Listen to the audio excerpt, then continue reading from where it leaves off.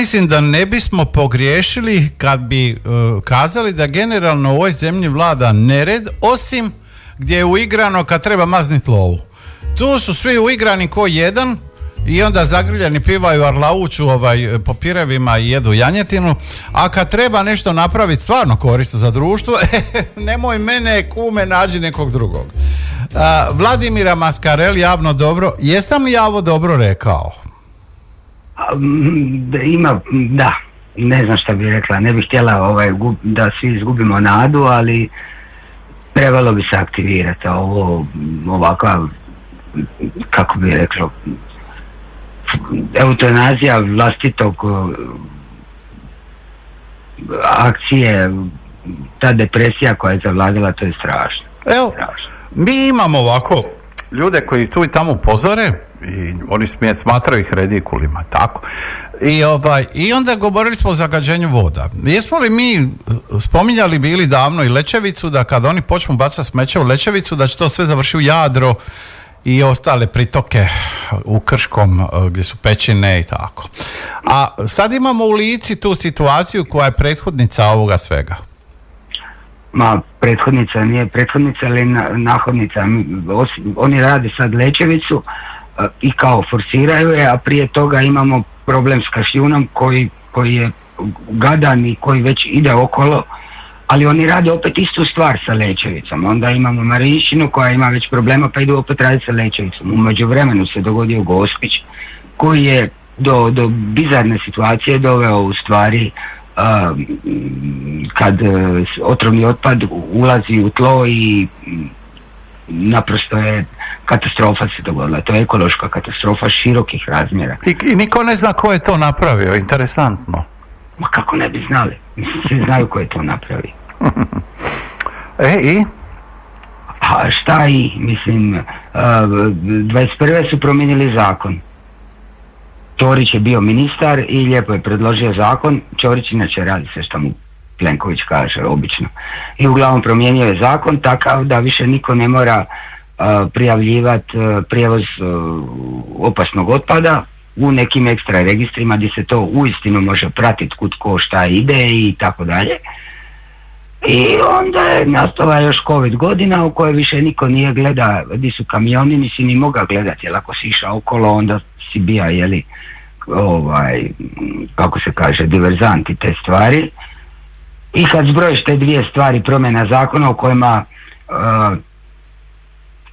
oni nisu više morali prijavljivati i deklarirati taj opasan otpad, niko to nije mogao pratiti, kamion je, Šincek je kamione pirava okolo sa deklaracijom da uopće to nije opasno šta on voza, niko nije pregledava, svi su bili zatvoreni i oni su nosili i to je došlo do milijarde tona tamo. Ali da je samo Gospić. Ali da je Gospić samo. Nije vam Gospić, nego je i Senj, i Benkovac, i Diklo. Sad mi kažu gore Bedekovčina, Varaždin. Pazi, to je sve ista ekipa. Ja ne govorim o drugim odlagalištima od drugih mafija. Samo ovoj jednoj koja je organizirano od 21. Uvozila otpad i kupovala ne kupovala, nego kao zbrinjavala, jeli, iz bolnica, iz dvije naše bolnice. Eto. Znači i slike od rengena i svašta nešto. Ma lako za veće su opasnosti igle i zavoj i to je kontaminirani otpad koji nije samo ozračeni otpad, nego je i kontaminirani otpad od različitih bolesti. Evo ja sad ovima koji slušamo ukazu da ako vam je grožđe zaraženo i ako vam ga je napalo, onda vi ne možete doći to okidati i pobacati okolo, jer ćete zaraziti cijelu njivu. Vi to morate baciti u crne kese ili morate zapaliti. Znači, sad dajem samo primjer. Ako govorimo o tako nečemu. Znači, ja ne znam šta bi ja više ljudima rekao. Oni ne razume šta znači zagađenje. Evo, recimo, crna trulež grožđa. Ili pljesan. To moraš jednostavno odstraniti, zapaliti ili negdje u najlon kesu, jer stradat će sve okolo. To je istina, samo evo sad imaju problem, sad su zvali okolo ko će im to spaliti. U principu se najbenignije spaljivanje ovako opasnog otpada za koje se u stvari baš ni ne zna cijeli sastav, odnosno kako budu kopali nalazit će svakakve različite sastave, jel? Ide na plazmu, na jako visoke temperature, jer na tim jako visokim temperaturama je puno manja emisija tih otrovnih plinova i svega što ide, što bi ovi naši radili na niskim temperaturama u spalionicama. Nijedna spalionica za sada nije odgovorila potvrdno da im želi to spaliti. Sad su u problemu, imaju otpad koji su uvezli i koji su zbrinuli naš i niko im ga neće zbrinuti, ni za milijarde. Ja opet kažem, problem je pamet. Ako u Kini je čovjek otkupljuje plastiku od koje nafta je korištena za njenu proizvodnju, on ponovo proizvodi naftu od te plastike. U nas ima ljudi koji ne vole ništa raditi, koji bi samo od turizma da im dolaze pare i da oni leže doma. Znači ovdje, iako je bilo industrije, zatvorili su je, uhapsili su industriju da ne postoji. I sad je vrijeme da ponovo pokrenemo nekakvu industriju, makar bila industrija đubreta. Ja ne znam, ali oni to shvaćaju. To je ideja koja je dovela do ove katastrofe. Još 2004. Je postojala ideja, Čačić ju je u tadašnjoj vladi Račana provalio kao genijalnu ideju revitalizacije ekonomije Hrvatske, gdje bi se 4. stupanj ekonomije bazirao na spaljivanju tuđeg smeća. Pa su htjeli spaljivati smeće i uvoziti iz Italije. Cemex je bio jedna od lokacija koja mi je bila onako vrlo zgodna. Sreća Bog su se tamo ljudi pobunili, pa je to propalo. Pa je pala Račanova vlada, pa je propala i ta ideja 4. poluge gospodarstva u spaljivanju smeća. Međutim, to je jedan vrlo lukrativan biznis gdje ima nekoliko ljudi kod nas koji su i organizacija koji su shvatili da je tu velika lova, jeli? I uvijek je to zgodno, jeli? Pogotovo u ovakvim bantu zemljama gdje sam premijer, ovaj zadnji, znači Plenković, a i ovi prije su htjeli spaljivati smeće okolo i naokolo, međutim nisu naravno ništa napravili, jer mi imamo na državnoj razini program za smeće koji se bazira na spaljivanju, a na lokalnoj i regionalnoj razini bi trebali odvajati. Ako odvajamo, onda nemamo šta spaljivati. I logično bi bilo da su napravili jednu spalionicu, ali pravu spalionicu sa plazmom za cijelu Hrvatsku dovoljno za ovakve otrovne otpade iz bolnica ili toga, ali ne da još i uvozimo. Pa po tome pričam cijelo vrijeme. Ali ja bi se vratila na ovaj slučaj Gospića. Kako je uopće došlo da je USKOK reagirao? Jel se ti to ikad pita?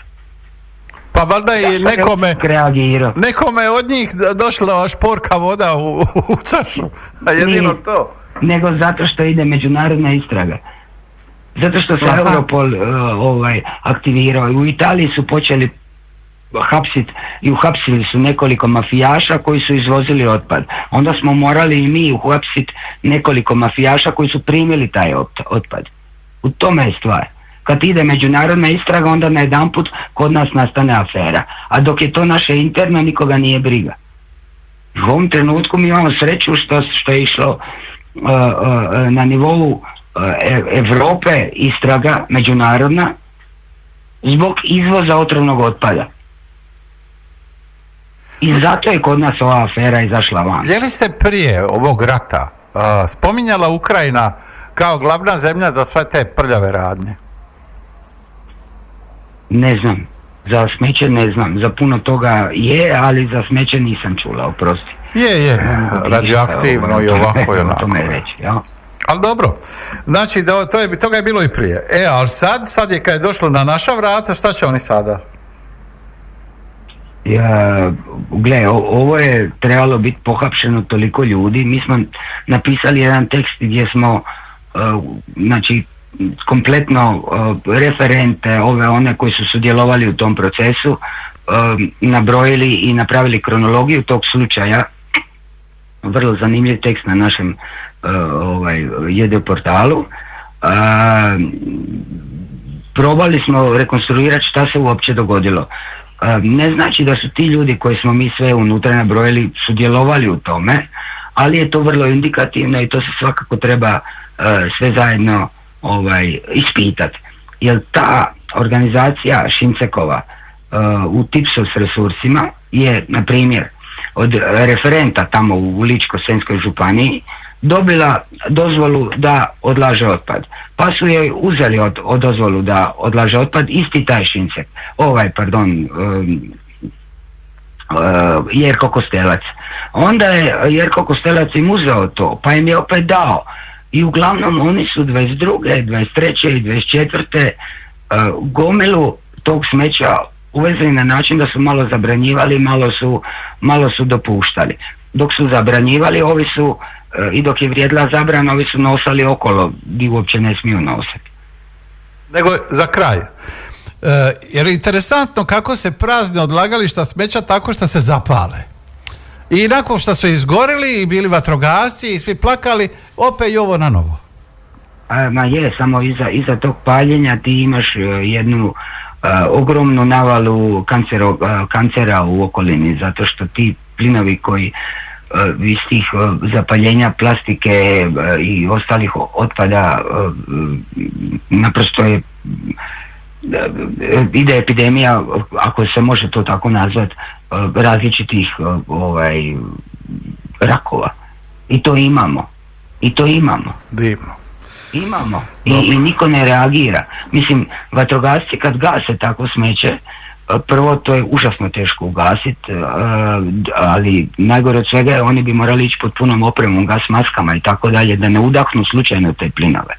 A ti plinovi se šire u okolinu ljudima koji žive u okolini. A dobro. Odlagališta. Evo, meni prijatelj iz Japana lipo piše dok nas sluša, kaže da kriminalci vode više manje sve, pogotovo tamo gdje su ljudi siromašni.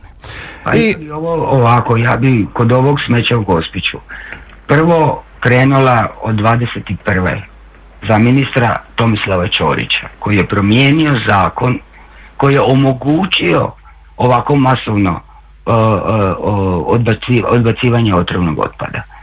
Iza toga Mikulića koji to nije htio kontrolirati i sve ove župane, kasnije ministre do premijera Plenkovića koji su to podržavali u stvari zato što nisu htjeli reagirati da se spriječi. Svi su krivi. I to je zločin protiv vlastitog naroda. Eto, sad me zanima kako će to sanirati. Eto, mi ćemo se čuti opet, pustit ćemo jedan vremenski period, jer ni mi nismo nekakva medijska kuća koja se s tim izričito bavi, niti imamo para, ni vremena, ni ljudi, ali ovako isto nas brine, jer će sutra doći nama na vrata. Eto, nama će, kao otvorimo špinu, bi šporka, voda je opasna. Jede portalu o tome gdje je detaljno napisano ko, kada, zašto i šta se može napraviti. Što bi možda bilo dosadno za emisiju, ali lijepo smo objasnili tako da ljudi mogu biti informirani, znači na JD portalu mogu čitati. Eto, Vladimira Mascarelli, ja se zahvaljujem i do slušanja. Hvala ti.